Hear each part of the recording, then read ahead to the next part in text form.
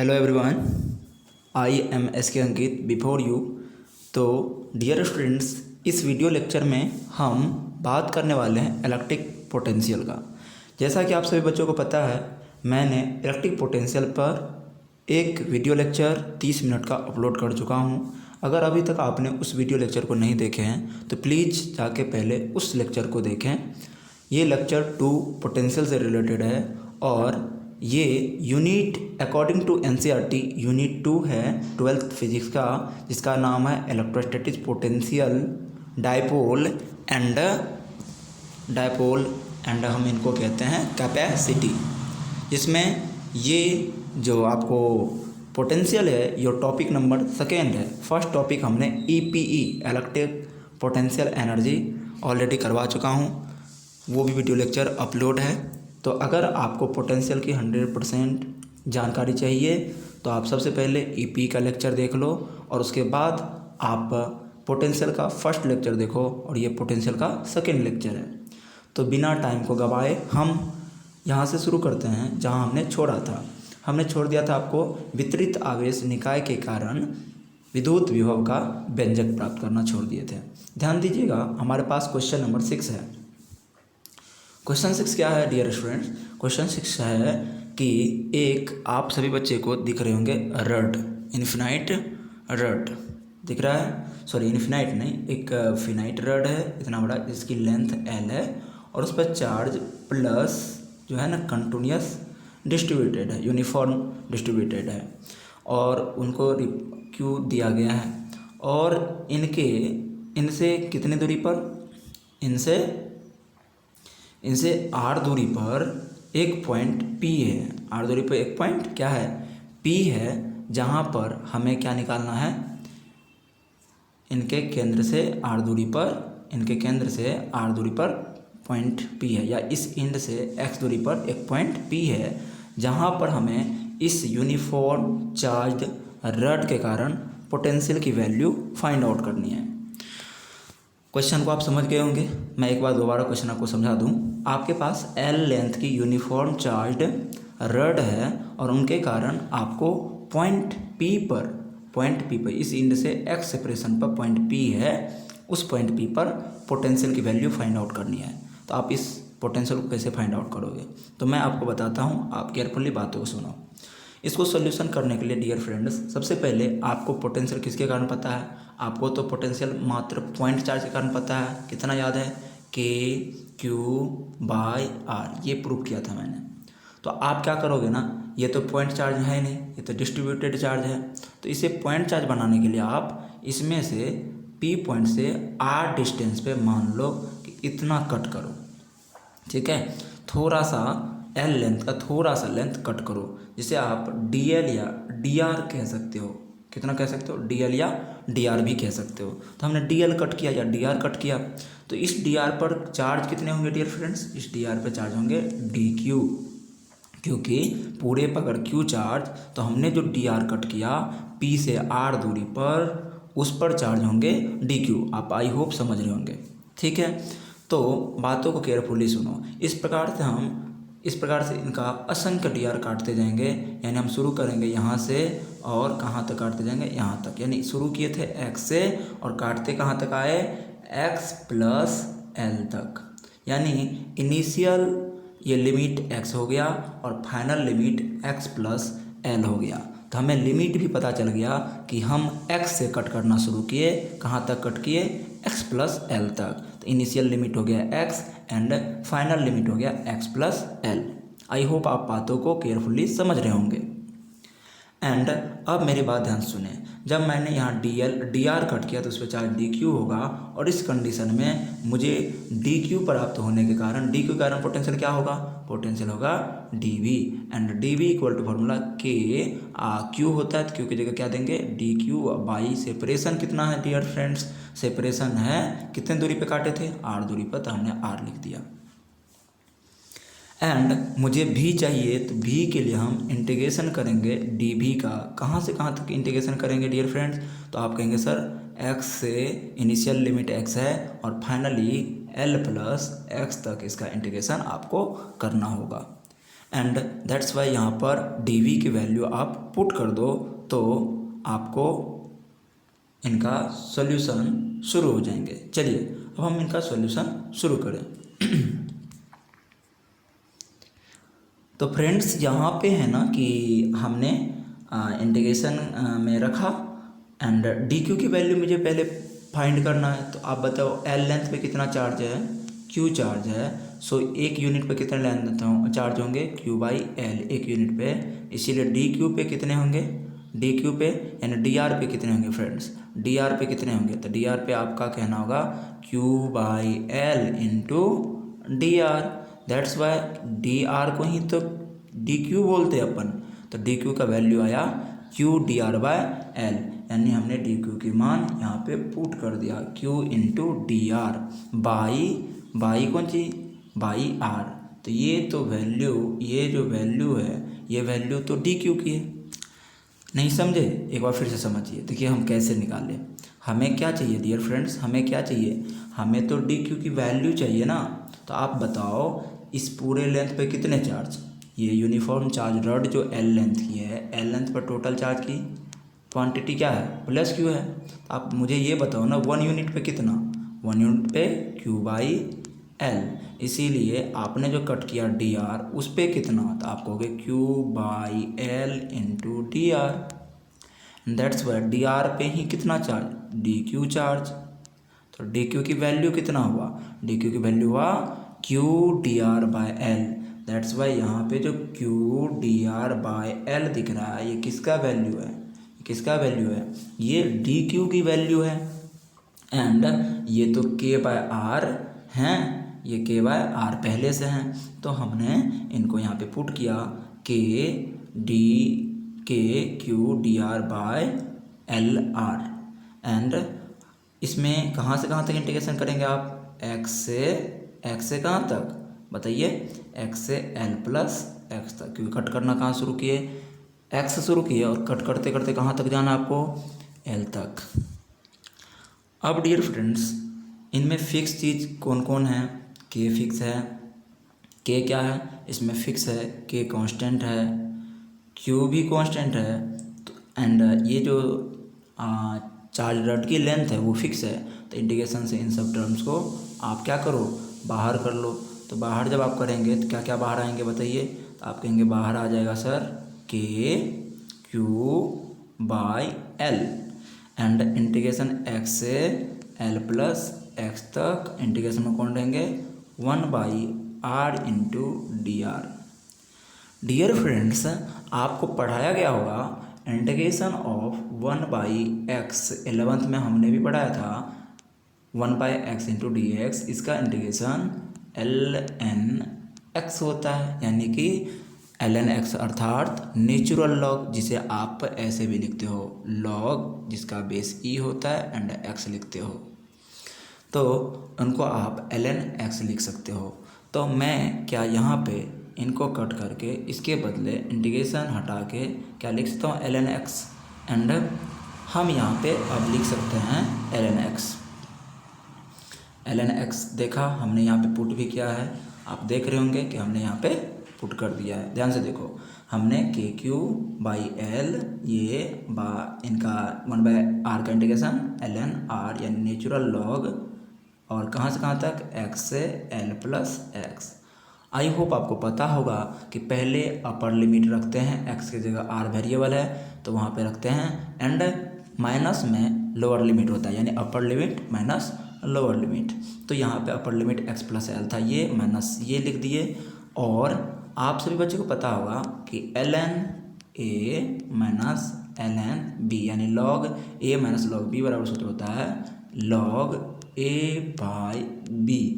That's why यहाँ पे मैंने ऐसे लिखा है कि पोटेंशियल इक्वल टू फार्मूला हो जाएंगे K Q by L L N L plus X by X. That's why ये आपको आंसर प्राप्त हुआ।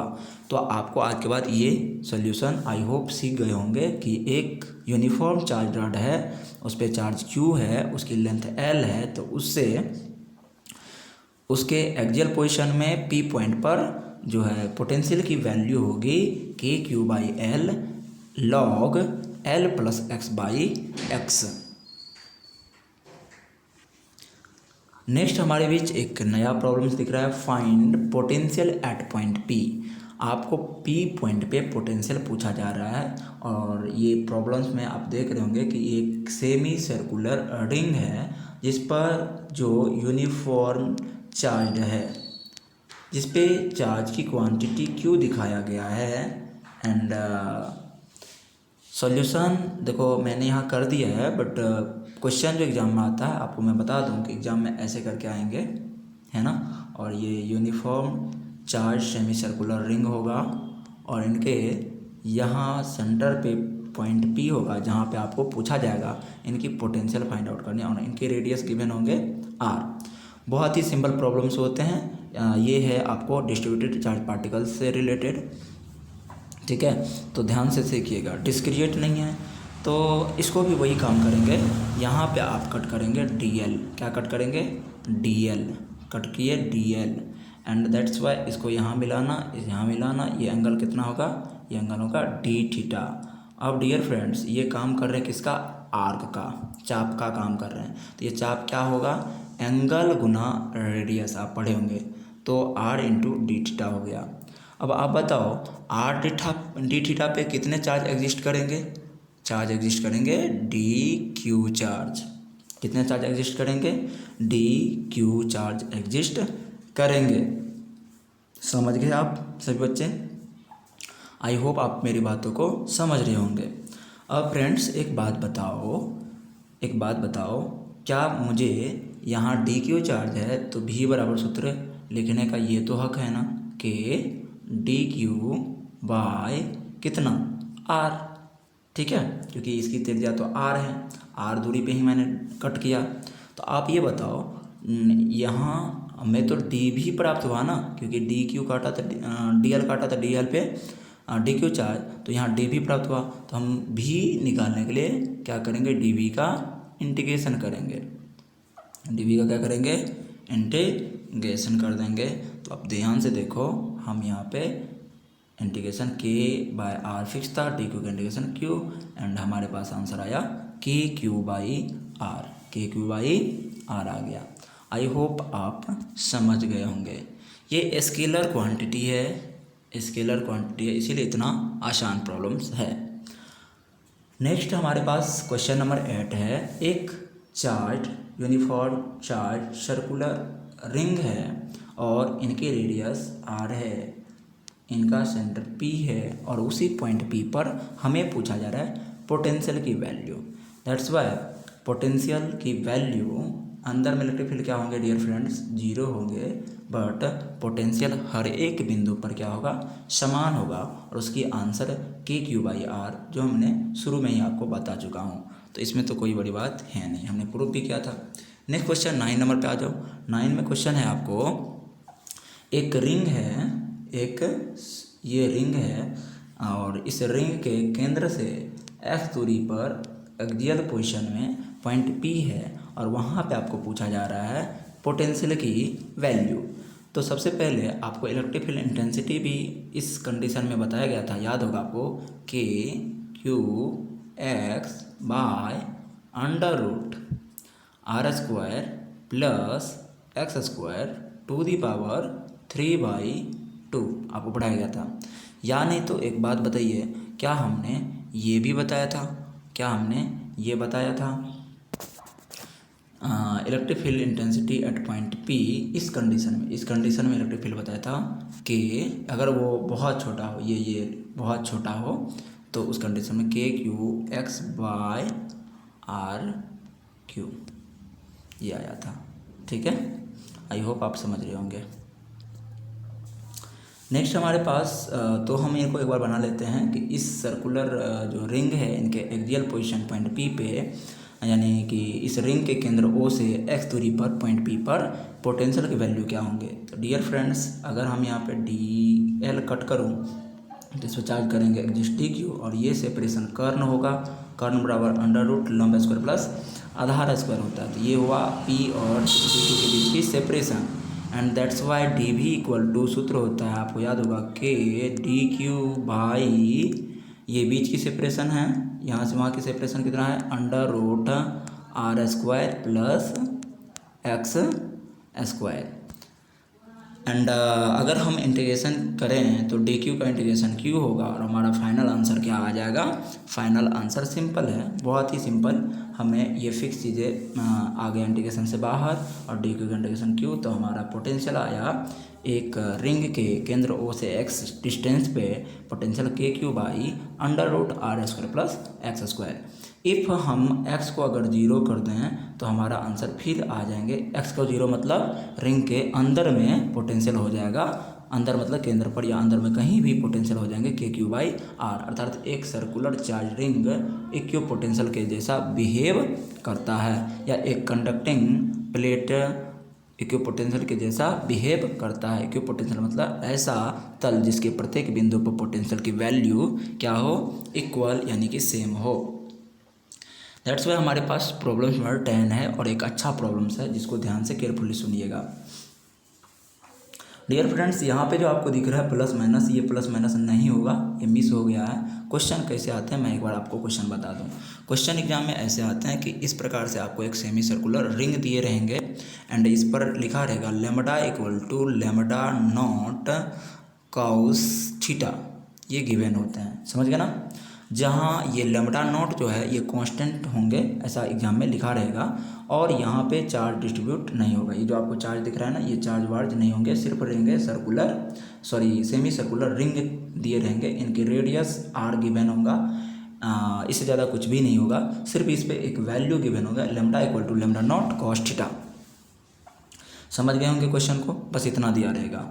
अब बताइए आप, यहाँ P बिंदु है, यहाँ से कितनी दूरी R रेडियस है, और आपको कहेगा P पॉइंट पर हमें पोटेंशियल की वैल्यू फाइंड कर दो यदि इस पर लेमडा नॉट कांस्टेंट है and lambda linear charge density है। देखो ना ध्यान से, find potential at point, P पे पॉइंट निकालो, P पॉइंट पर पोटेंशियल निकालो, where lambda naught is a constant and lambda is a linear charge density. और आपके मन में जो विचार चल रहा होगा कि यहाँ पे कोई प्लस माइनस दिए रहेंगे, ऐसा बात नहीं है। तो सबसे पहले आपको एक चीज़ सोचो, यहाँ वेरिएबल कौन है, तो आपको कहे सर वेरिएबल तो कॉस थीटा है। एंड आपको एक चीज़ याद रहना चाहिए कि अगर कॉस थीटा वेरिएबल है तो कॉस 0 डिग्री से लेकर 90 डिग्री तक कौन सी में होता है आंसर, प्लस में, एंड 90 से 180 तक आंसर कौन सी में होता है, माइनस में। जिससे आपको इतना फील आ जाना चाहिए कि इस रिंग पर आधा क्वाड्रेंट में प्लस चार्ज है, 0 डिग्री से 90 डिग्री तक प्लस चार्ज दे दीजिएगा, एंड 90 से 180 तक आप माइनस चार्ज दे सकते हैं। आई होप आप मेरी बातों को समझ गए होंगे। तो आपके मन में ये ना रहे कि इस प्रश्न में आपको आधा रिंग पे प्लस दिया, मतलब चतुर्थांश भाग में प्लस है तो और दूसरे क्वाड्रेंट में माइनस, ऐसा नहीं है।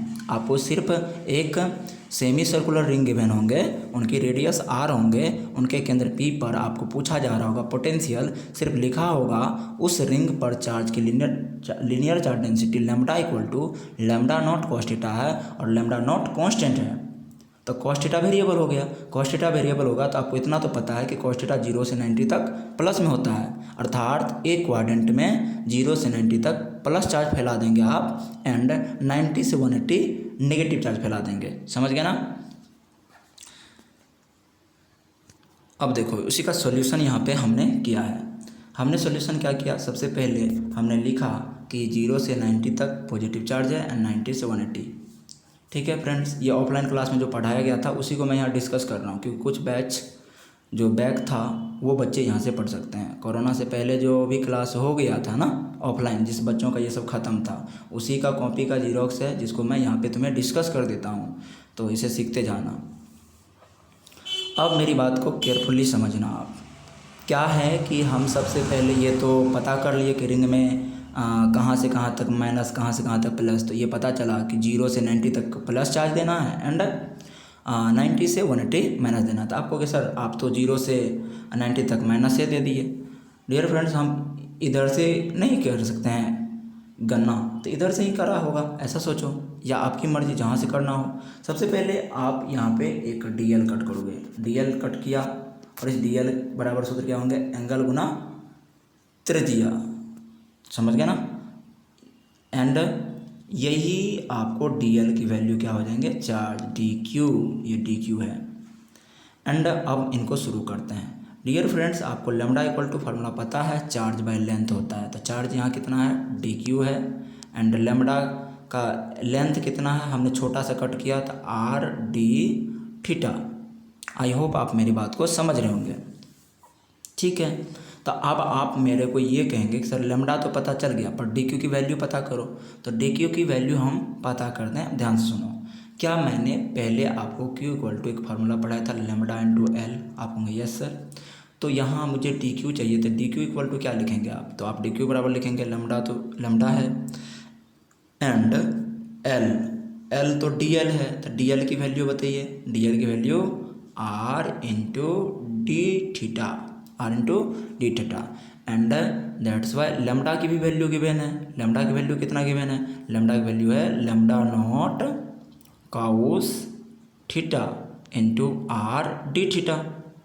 इस प्रकार से हमें DQ मिला। हमें DQ की वैल्यू कितना मिला डियर फ्रेंड्स, DQ का मिला lambda naught cows theta into RD theta. आई होप आप DQ की वैल्यू को निकालना समझ गए होंगे। तो कितना निकला, lambda naught cos theta RD theta, ये आया DQ की वैल्यू। दैट्स वाई हम यहाँ DQ की वैल्यू को पुट कर सकते हैं। तो हम यहाँ लिख सकते हैं lambda naught R cos theta into D theta. And R क्या हो गया डियर फ्रेंड्स, कट गया। तो R कट गया। एंड आपको ध्यान देना है कि पढ़ाया गया था आपको कि छोटा सा अगर DQ है तो उसके लिए पोटेंशियल होंगे DV, and DV equal to formula K, और DQ की वैल्यू बोलो, DQ होता है सूत्र से, तो DQ की वैल्यू कितना, lambda naught R cos theta into D theta. अब आई पूरा रेडियस R क्या हुआ, कैंसिल हो गया। दैट्स वाई आपके पास बचा DV की वैल्यू हो गया, ध्यान से देखना, DV की वैल्यू हुआ K lambda naught cos theta into D theta. आई होप आप हमारी बातों को केयरफुली समझ गए होंगे। ये आया DV की वैल्यू। एंड एक बात बताइए, अब मुझे V निकालना है, तो V इक्वल टू क्या करेंगे, इंटीग्रेशन ऑफ DV। कहाँ से कहाँ तक इंटीग्रेशन करेंगे, तो आप कट किए 0 डिग्री से कट करते करते कहाँ तक आएंगे, 180। तो 0 डिग्री से कहाँ तक, 180 तक आप कर देंगे इनका इंटीग्रेशन। क्योंकि कॉस थीटा है यहाँ पे वेरिएबल, कॉस थीटा यहाँ पे वेरिएबल। दैट्स वाई आप मेरी बातों को समझ गए होंगे, है ना। पाए को हम 180 नहीं लिख सकते क्या, अजीब है। चलो, तो वहाँ पर K लैम्डा नॉट फिक्स था ना डियर फ्रेंड्स, तो K लैम्डा नॉट कांस्टेंट है, उनको बाहर कर ले इंटीग्रेशन से। एंड कॉस थीटा का इंटीग्रेशन होता है साइन थीटा 0 से पाई तक। एंड सबसे पहले अपर लिमिट पुट किए एंड लोअर लिमिट को माइनस किए, और आपको इसकी वैल्यू पता है 0 एंड इसका भी वैल्यू 0। कॉस 180 की वैल्यू 0, साइन 180 का वैल्यू 0, और साइन 0 का वैल्यू 0, 0 में से 0 गया 0, और 0 multiple K lambda naught, that's why potential 0। I hope आप सभी बच्चे को ये समझ में आ गया होगा कि अगर आपको एक सेमी सर्कुलर चार्ज रिंग दिया है एंड उसकी रेडियस R है, उस पर charge linear charge density lambda naught cos theta given होगा, तो उनके केंद्र P पर पोटेंशियल जो होगी वो 0 होगी। और इसको डायरेक्ट ऐसे भी सोच सकते हैं कि सर 0 डिग्री से लेकर के 90 डिग्री से प्लस होगा, कॉस वेरिएबल है, एंड 90 से लेकर के 180 तक नेगेटिव होगा।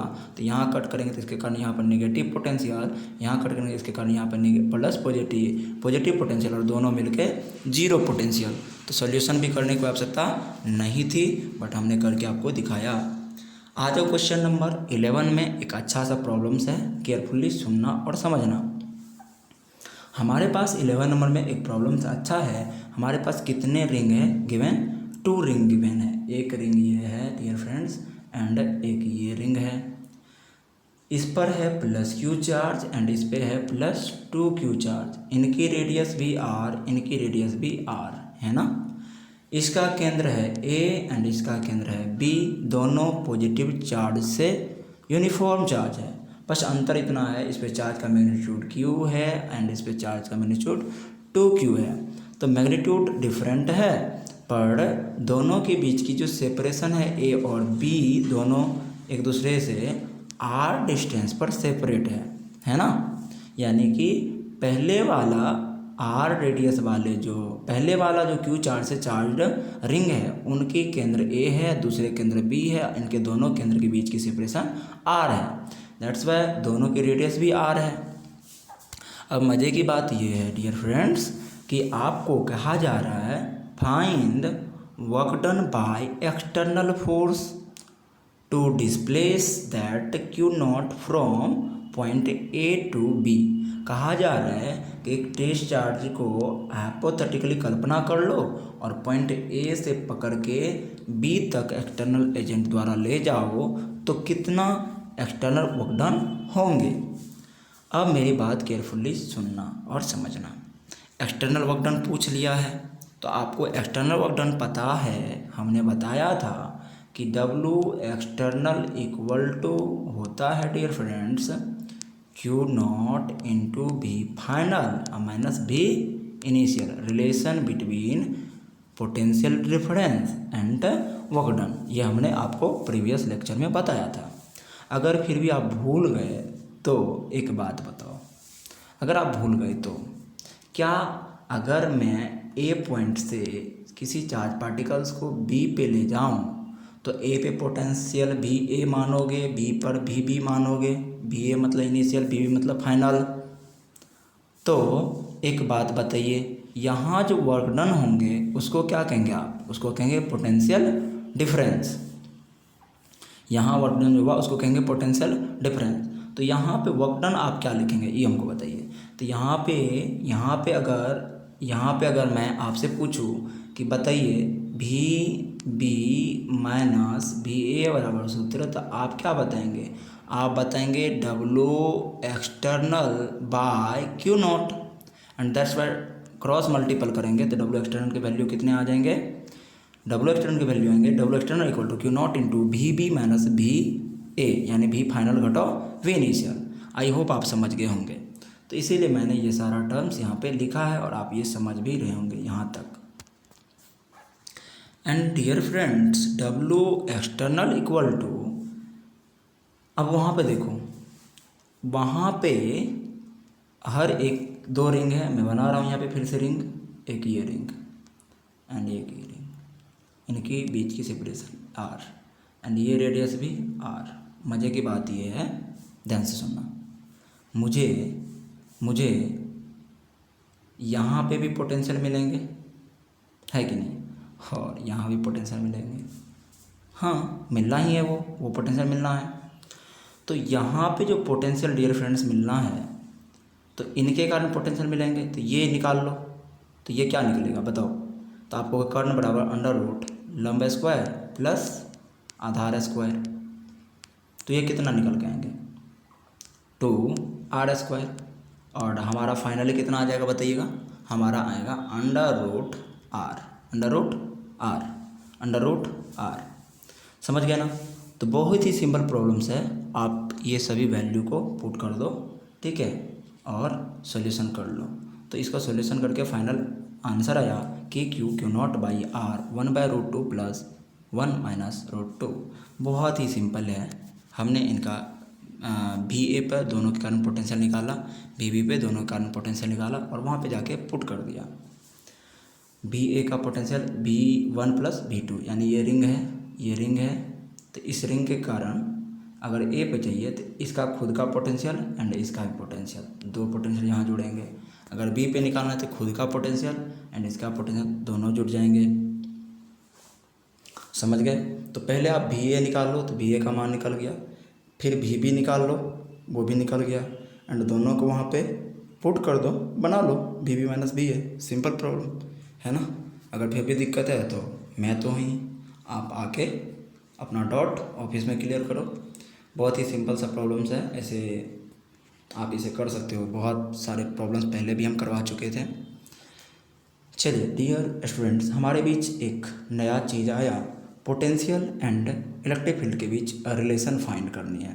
किसके किसके बीच? Relation between electric potential and electric field, विद्युत विभव तथा विद्युत क्षेत्र में संबंध। आपको बार बार एक फार्मूला दिख रहा होगा, E = -dV/dx। कभी सोचा ये क्या है?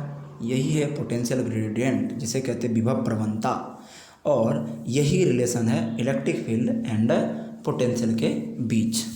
समझ गए डियर फ्रेंड्स? तो चलिए, एज वी नो दैट, जैसा कि हम लोग को पता है, W external = negative work done of conservative या electric force. That's why W external की फार्मूला बताया था, Q × V final - V initial, ये होता है। सो इनको हम लिखेंगे क्या? इंटीग्रेशन ऑफ, ध्यान से सुनिएगा, क्या मैं इसे ही लिख सकता हूँ, इंटीग्रेशन ऑफ W मुझे कंजर्वेटिव चाहिए, तो क्या मैं W कंजर्वेटिव के लिए ये नेगेटिव में इनका वैल्यू होता है force, conservative force multiple separation, तो DR वेक्टर, एंड ये होता है नेगेटिव में, तो मैंने नेगेटिव ले लिया। आई होप आप समझ गए होंगे। देखो W एक्सटर्नल तो मैंने छापा यहाँ पे, Q × V final - V initial = और W negative work done of conservative, तो यहाँ क्या होगा? यहाँ होगा force dot product of conservative force and displacement, है ना। तो DR मैंने सपोज किया ऐसा। और डियर फ्रेंड्स, एक बात केयरफुली, मेरी बात ध्यान से सुनना, क्या F बराबर यहाँ पर QE होता है? आप कहेंगे यस, तो वो भी यहाँ पे पुट कर दिया। यहाँ पे Q हमारा स्केलर है, जबकि E vector and DR vector हमारे वेक्टर क्वांटिटी है। अगर हम Q को बैक कर ले तो हमारा Q बैक होने के बाद ये Q कैंसिल आउट हो जाएंगे, and V final - V initial = negative of E vector dot DR vector हो जाएगा, E vector dot DR vector हो जाएगा। एंड इस नेगेटिव को हटाने के लिए क्या मैं इसे V इनिशियल - V फाइनल भी लिख सकता हूँ? आपका कहेगा, कोई आपत्ति आप सभी को नहीं होंगे, आप कहेंगे हाँ, नेगेटिव को हटाने के लिए आप V फाइनल - V इनिशियल को V इनिशियल यानी initial potential minus final potential लिख सकते हो सर। आई होप आप मेरी बात को केयरफुली समझ रहे होंगे, है ना। ध्यान सुनना, तो क्या मैं इसको डेल्टा भी लिख सकता हूँ? V फाइनल - V इनिशियल को क्या लिखूँगा? डेल्टा V भी लिख सकता हूँ, and negative of E vector dot DR vector. एक फार्मूला ये आया और एक फार्मूला ये आया। जब मैं V इनिशियल - V फाइनल लिखूँगा तो मैं लिख दूंगा integration of E vector dot DR vector, जबकि मैं V फाइनल - V इनिशियल लिखूँगा तो मैं लिखूँगा negative of integration of E vector dot DR vector. समझ गए मेरी बात को? क्लियरली समझ रहे होंगे। ये हो गया एक्सटर्नल के लिए, बट ये हो गया इलेक्ट्रिक के लिए। और यहाँ पे वैलिड कौन सी है? यहाँ सिर्फ कंजर्वेटिव की बातें होती है, यानी इलेक्ट्रिक के लिए। इसीलिए ये फार्मूला सबसे ज़्यादा उपयोगी होगा, हमारे लिए उपयोगी सिद्ध हो जाएंगे, है ना डियर फ्रेंड्स। ये उपयोगी सिद्ध। अगर सपोज करो कि हमारा इलेक्ट्रिक फील्ड कांस्टेंट हो जाए, क्या हो जाए? यूनिफॉर्म हो जाए, इलेक्ट्रिक फील्ड कांस्टेंट हो जाए, ऐसा भी कंडीशन आता है। तो मैंने कहा सपोज करो कि अगर हमारा इलेक्ट्रिक फील्ड इज यूनिफॉर्म यानी constant, so electric field integration से किधर आ जाएंगे? बाहर निकल के आ जाएंगे। इलेक्ट्रिक फील्ड किधर आ जाएंगे? बाहर आ जाएंगे। तो हमने इलेक्ट्रिक फील्ड को क्या किया? बाहर कर लिया। एंड R कहाँ से कहाँ होगा? R इनिशियल से R फाइनल तक इंटीग्रेशन हो जाएंगे।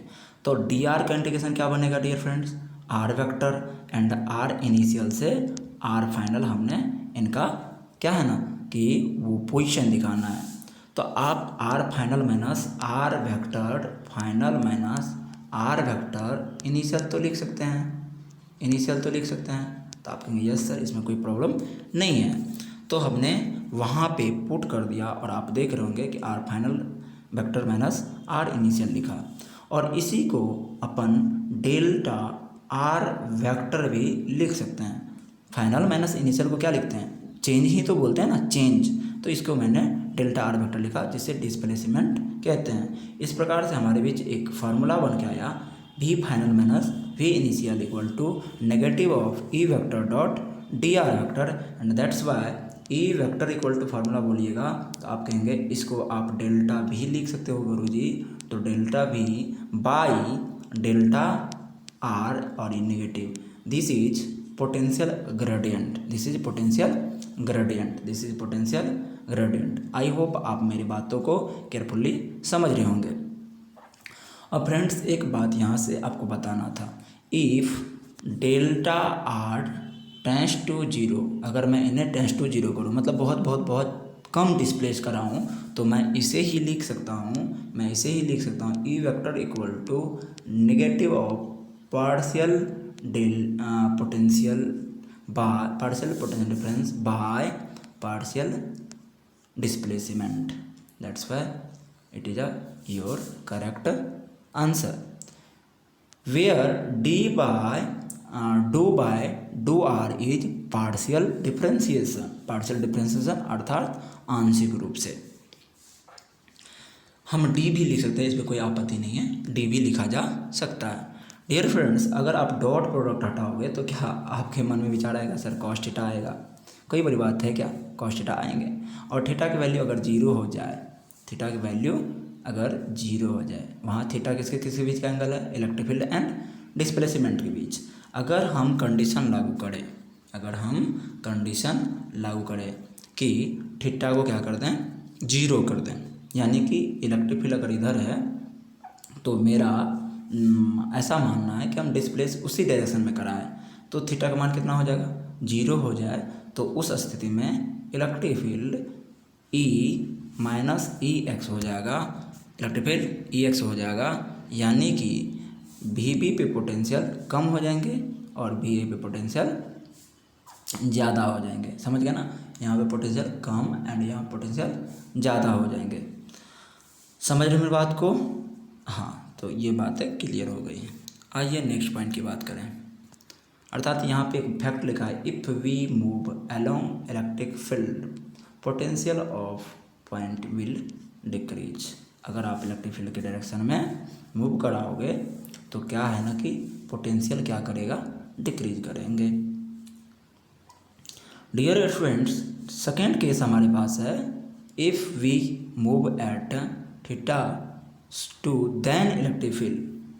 अगर थीटा पे है यानी कि जीरो से ज़्यादा, थीटा का वैल्यू जीरो से ज़्यादा बट 90 से कम हो, उस कंडीशन में आपके पास सूत्र आएंगे delta V equal to negative of E vector dot D R vector और डॉट प्रोडक्ट हटाएंगे तो आपका आएगा ए एंड अगर मैं डी आर को एक्स मान लूँ, ऐसा माना तो डी आर की जगह एक्स रखेंगे cos theta and V B minus B A equal to negative, यानी वी बी पर पोटेंशियल कम होगा किसके रिस्पेक्ट में, बी ए के रिस्पेक्ट में,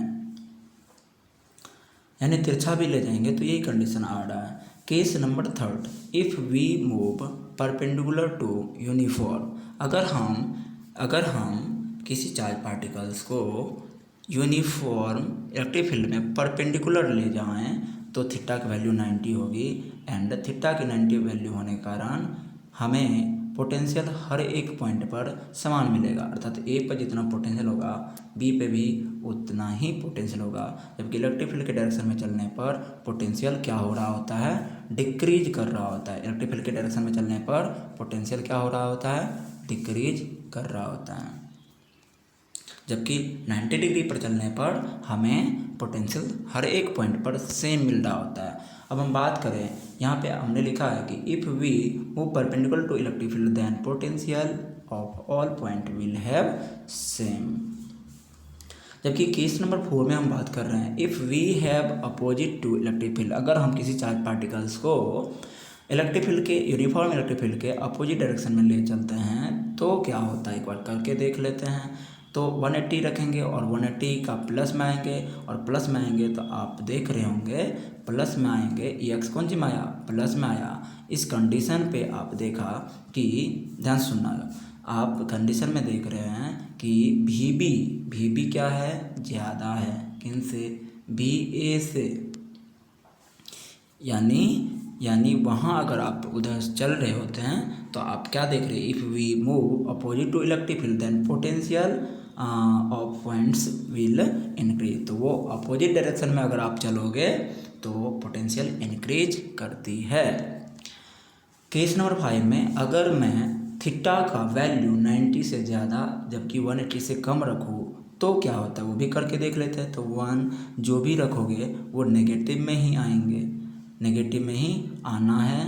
एंड आपको वैसे भी पता है कि 90 से 180 नेगेटिव होता है, अभी तो बताया था 90 से 180 नेगेटिव कॉस थीटा की वैल्यू होती है।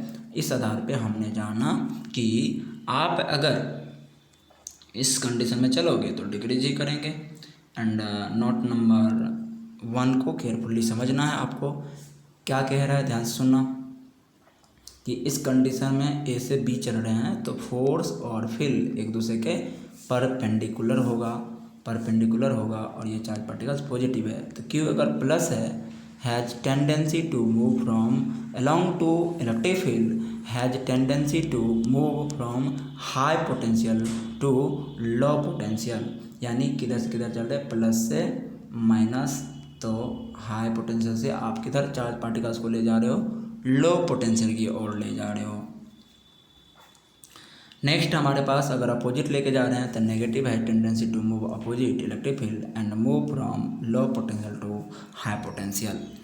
एंड थर्ड नोट पॉइंट आपको नॉन यूनिफॉर्म इलेक्ट्रिक फील्ड है जिसमें हम चार्ज पार्टिकल्स को क्या कर रहे हैं, मूव करा रहे हैं। अगर पॉजिटिव चार्ज पार्टिकल्स है, कैसा है, पॉजिटिव चार्ज पार्टिकल्स है तो ये आपको फार्मूला है और एक ये फार्मूला है। तो ए के लिए सूत्र होंगे KQ/RA। जबकि एक बात ध्यान से सुनना, अगर इस कंडीशन में अगर चार्ज प्लस है ना तो अगर आपका R इंक्रीज करेगा, यानी सोर्स चार्ज अगर प्लस है ना और उस कंडीशन में R इंक्रीज करोगे यानी कि इनसे दूर ले जाओगे तो R क्या हो रहा है, इंक्रीज हो रहा है। तो पोटेंशियल क्या करेगा, डिक्रीज करेगा। एंड इसके करीब ले जा रहे हो यानी R अगर आप डिक्रीज कर रहे हो तो पोटेंशियल इंक्रीज करेगा। ये नॉन यूनिफॉर्म के लिए कंडीशन है, ध्यान सुनना। ये चार्ज पार्टिकल्स यहाँ से इलेक्ट्रिक फील्ड निकल रहे होंगे तो अगर इनका R डिक्रीज करेगा, R का उल्टा समानुपाती है डियर फ्रेंड्स पोटेंशियल। तो R अगर तुम डिक्रीज करोगे तो पोटेंशियल क्या करेगा, इंक्रीज करेगा। कब, जब प्लस चार्ज होगा। किंतु जब माइनस होगा ना तो R के इंक्रीज करने से R अगर बढ़ाओगे तो भी बढ़ता है, R घटाओगे तो पोटेंशियल भी घटता है। ये किसके लिए, सिर्फ नेगेटिव चार्ज पार्टिकल्स के लिए। किसके लिए, नेगेटिव के लिए। देखो ना, R डिक्रीज किया पोटेंशियल भी डिक्रीज किया, R इंक्रीज किया पोटेंशियल भी इंक्रीज किया, क्योंकि V समानुपाती किसका, 1/R का। और ये कब नेगेटिव वाला के लिए E बढ़ता है तो ये भी बढ़ने लगता है, E घटता है तो ये घटने लगता है। समझ गए ना, उल्टा समानुपाती कब काम करता है, सिर्फ प्लस सोर्स चार्ज पर। दैट इज यहाँ हमारे पास एक कॉन्सेप्ट लिखा, इलेक्ट्रिक फील्ड के अलोंग चलने पर पोटेंशियल क्या करेगा, डिक्रीज करता है। इलेक्ट्रिक फील्ड के अलोंग चलने पर पोटेंशियल डिक्रीज करता है तथा इलेक्ट्रिक फील्ड के अपोजिट चलने पर पोटेंशियल इंक्रीज करता है। चाहे इलेक्ट्रिक फील्ड यूनिफॉर्म हो चाहे नॉन यूनिफॉर्म हो क्यों ना हो, किंतु ध्यान रहे आपको ये लाइक चार्ज के लिए सत्य है। लाइक चार्ज मतलब हुआ प्लस के लिए सत्य है, प्लस के लिए सत्य है। जब प्लस माइनस हो तो ये हर एक बात गलत हो जाता है। तब अलोंग चलने पर पोटेंशियल इंक्रीज करता है। समझ गए ना, आर के घटने पर अगर सुनो, सोर्स चार्ज अगर नेगेटिव है ना तो आर घटेगा तो भी घटेगा। सोर्स चार्ज पॉजिटिव है ना, आर घटेगा तो पोटेंशियल बढ़ेगा। सीधा ऐसे कंडीशन याद रखो। और क्या, एज वी नो दैट, जैसा कि हम लोग को पता है, delta V equal to negative of integration E vector dot DR यानी delta R vector. That's why हम इंटीग्रेशन को यूनिफॉर्म मान के हटा लेते हैं और DR का integration R initial to R final यानी R फाइनल का R इनिशियल लिख के DR लिख देते हैं तो हमारा आता है DV equal to negative E vector dot DR vector. This is differential form, ये डिफरेंशिएशन फॉर्म में है। एंड हम इसे ही लिख सकते हैं E equal to minus dV/dx, minus dV/dx। आपने देखा या कॉस थीटा को 0 माने तब तो वो हट गया है ना। तो आप आई होप माइनस dV/dx को क्या कहते हैं, पोटेंशियल ग्रेडियंट। एंड अगर भी फंक्शन हो किसका, x का, अगर भी फंक्शन हो, potential is function of x हो तो अपन इलेक्ट्रिक फील्ड x एक्सिस में लिख सकते हैं माइनस dV/कौन चीज dx, क्योंकि ये तो चेंज हो सकता है ना। एंड अगर ये भी फंक्शन हो जाए y का तो यहाँ y करके यहाँ y कर दो। अगर फंक्शन हो जाए पोटेंशियल किसका, z का, तो हो जाएगा आपका formula E Z equal to minus D V by D Z. I hope आप हर एक टर्म्स को समझ रहे होंगे, है ना, और मज़े से स्टडी कर रहे होंगे। नेक्स्ट हमारे पास है कि नॉट मैंने D V by D R equal to E cos theta and मैंने D V by D R equal to E naught, इसको हमने ई नॉट मान लिया, यहाँ पे ई नॉट माना, कोई बड़ी बात है नहीं। अगर ई नेट वेक्टर में पूछूँ तो X axis and plus Y axis की electric field and Z axis की इलेक्ट्रिक फील्ड हम क्या कर सकते हैं, ऐड कर सकते हैं। क्या कर सकते हैं, ऐड कर सकते हैं। तो एक बात बताओ, एंड डी आर सब में आएंगे तो डी आर का D X I cap plus D Y J cap plus D Z K cap होगा।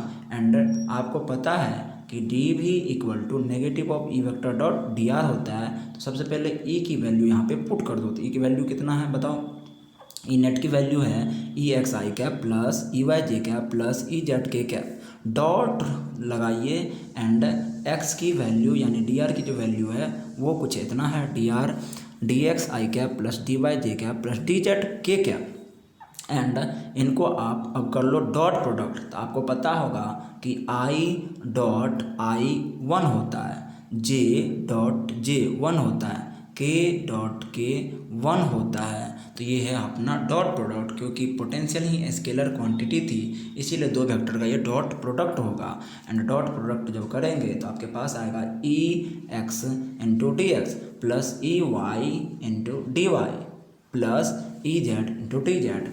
दैट्स वाई इंटीग्रेशन तो सब में लगेंगे, सब में हमने इंटीग्रेशन लगा दिया। और एक हमारे पास डेल्टा वी यानी डेल्टा वी इक्वल टू नया फार्मूला आया, negative integration of E X D X plus integration of E Y D Y plus integration of D E Z D Z. And minus D V by D X equal to E naught पढ़ाया था and D V by D R equal to मैं negative of E naught लिख सकता हूँ। और that's why इसके लिए हम एक ग्राफ ड्रॉ कर सकते हैं टेन थीटा के फॉर्म में, स्लोप के फॉर्म में, और ये हमें स्लोप दे रहा होता है tan theta equal to slope D V by D R equal to negative of E naught. Dear students, आपको HW दे रहा हूँ न्यूमेरिकल फॉर एस.सी. वर्मा से क्वेश्चन 52 से लेकर 61 तक आप सॉल्व कर लेना। बहुत ही सिंपल प्रॉब्लम है 52 से 61 तक जो पोटेंशियल से रिलेटेड है। तो आज की क्लास हम यही एंड करते हैं। Bye, good bye, okay.